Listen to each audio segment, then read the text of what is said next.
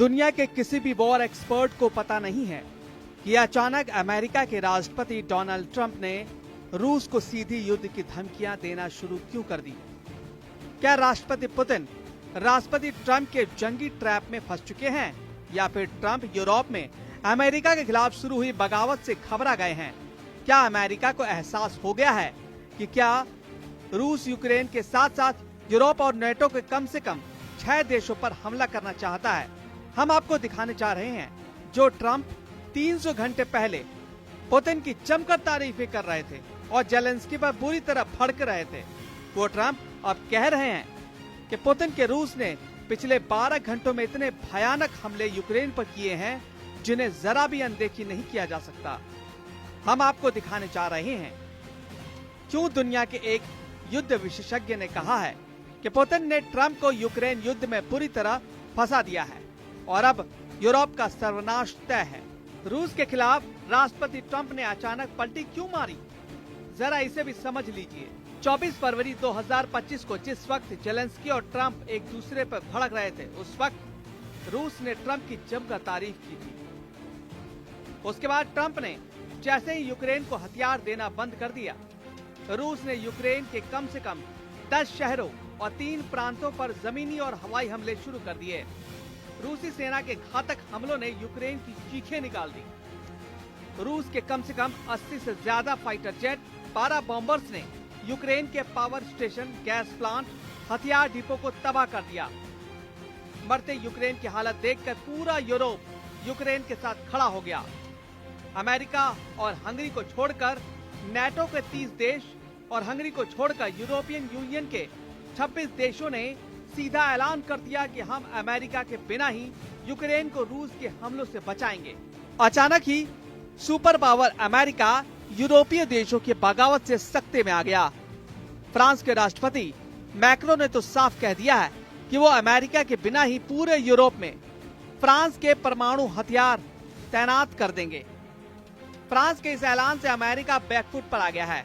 उसे लग रहा था कि यूरोपीय देश अमेरिका के बिना रूस के खिलाफ एकजुट नहीं हो पाएंगे। वहीं दूसरी तरफ पोलैंड के प्रधानमंत्री डोनाल्ड टस्क अमेरिका को औकात दिखाते हुए कहा कि यूरोप के देश अपने दम पर रूस को जंग हरा देंगे और यूक्रेन को युद्ध किसी भी कीमत पर हारने नहीं देंगे।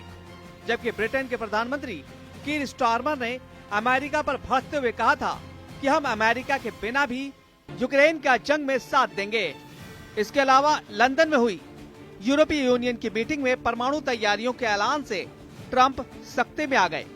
वहीं बेल्जियम की राजधानी ब्रसेल्स में यूरोपियन यूनियन के 27 देशों ने स्काई शील्ड के तहत रूस के खिलाफ 120 से ज्यादा एडवांस जेट को जंग में उतारने का ऐलान कर दिया। महज 300 घंटे के अंदर ही ट्रंप को एहसास हो गया कि अगर अमेरिका की मदद के बिना रूस के खिलाफ पूरा यूरोप हमला करने लगा तो अमेरिका की ताकत दुनिया के सामने कुछ नहीं रह जाएगी। इसलिए अब ट्रंप गिरगिट की तरह रंग बदलते हुए पुतिन को धमकी दी है कि अगर रूस ने जल्दी यूक्रेन के साथ युद्ध विराम नहीं किया तो फिर अमेरिका रूस पर जबरदस्त पलटवार करेगा। बेशक ये रूस के लिए एक खतरा है। ट्रंप ने सोशल मीडिया प्लेटफॉर्म पर कहा है इस तथ्य के आधार पर कि रूस इस समय युद्ध के मैदान में यूक्रेन को बुरी तरह से पिटाई कर रहा है। मैं रूस के बड़े पैमाने पर बैंकिंग प्रतिबंध, टैरिफ लगाने पर गंभीरता से विचार कर रहा हूं, जब तक कि युद्ध विराम और शांति पर अंतिम समझौता नहीं हो जाता। ट्रंप ने आगे लिखा कि रूस और यूक्रेन इससे पहले कि बहुत दूर हो जाएं, अभी बातचीत के मेज पर आ जाइए। इधर दूसरी तरफ रूस ट्रंप की गीदड़ फपकी से बेखबर यूक्रेन को रोंदने में जुटा है। जो खबरें अब मिल रही हैं उसके मुताबिक रूसी सेना ने यूक्रेन के डोनेट्स्क क्षेत्र में 2 यूक्रेनी बस्तियों पर कब्जा कर लिया। सिवरस्क शहर के पास ट्रेनी और आगे दक्षिण में नेस्कुचने तक रूसी सेना का कब्जा हो चुका है। यहाँ तक कि पूरी यूक्रेन शहर पोक्रोवस्क के पास रूसी सेना को जबरदस्त बढ़त मिल चुकी है। हम आपको दिखाते हैं कि अचानक यूक्रेन पर तेज हुए हमलों से यूक्रेन के साथ साथ अमेरिका बुरी तरह से घबराया क्यों है। यूक्रेन वॉर जोन से जो खबरें आई और जो तस्वीरें आ रही हैं वो हैरान करने वाली है। यूक्रेनी वायुसेना ने खुद माना है कि रूस ने जमीन और हवा से भयंकर हमले पिछले 18 घंटों में किए हैं। यूक्रेनी वायुसेना के मुताबिक रूस यूक्रेन के अलग अलग इलाकों पर 261 हवाई हमले किए हैं, जिससे भारी तबाही हुई है। यूक्रेनी सेना के दावों के मुताबिक रूस ने हवाई हमले यूक्रेन पर 67 मिसाइलें दागी हैं। इसके अलावा रूसी सेना ने 5 घंटे के अंदर 194 आत्मघाती ड्रोन हमले किए हैं।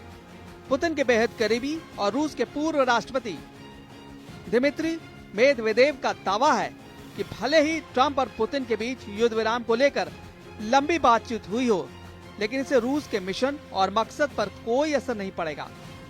सत्ता तेवरों के साथ पुतिन के करीबी दिमित्री मेदवेदेव ने जो ताजा दावे और बयान दिए हैं, उसने राष्ट्रपति ट्रंप को साफ संदेश दे दिया है कि रूस झुकने वाला नहीं है, न ही यूक्रेन की कब्जा की गई जमीन को रूस छोड़ने वाला है।